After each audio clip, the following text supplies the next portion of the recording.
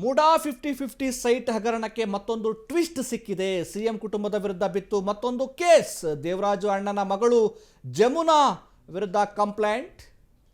MUDA 50-50 site ಹಗರಣಕ್ಕೆ ಮತ್ತೊಂದು twist ಸಿಕ್ಕಿರುವಂಥದ್ದು.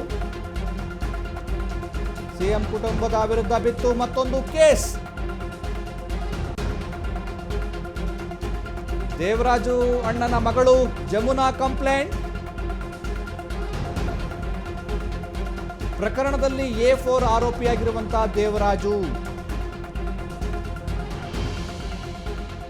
Devaraju ಅಣ್ಣ ಮೈಲಾರಯ್ಯ ಮಗಳು ಜಮುನಾ.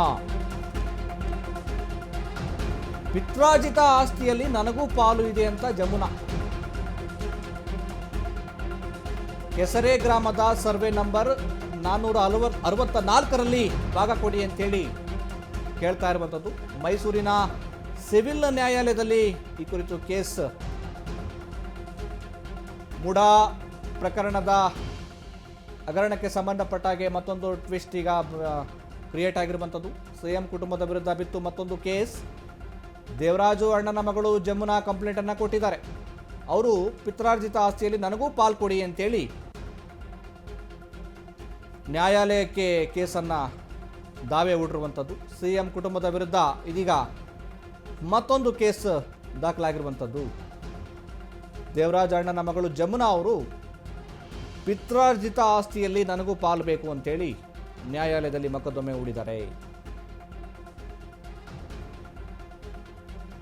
ಇವರು ದೇವರಾಜ ಅಣ್ಣನ ಮಗಳು ಜಮುನಾ ಕಂಪ್ಲೇಂಟನ್ನು ಕೊಟ್ಟಿರುವಂಥದ್ದು. ಮುಡಾ 50-50 ಸೈಟ್ ಹಗರಣಕ್ಕೆ ಮತ್ತೊಂದು ತಿರುವು.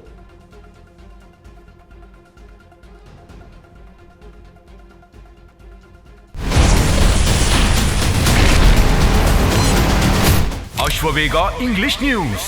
Coming soon. Your channel, your voice, your trust.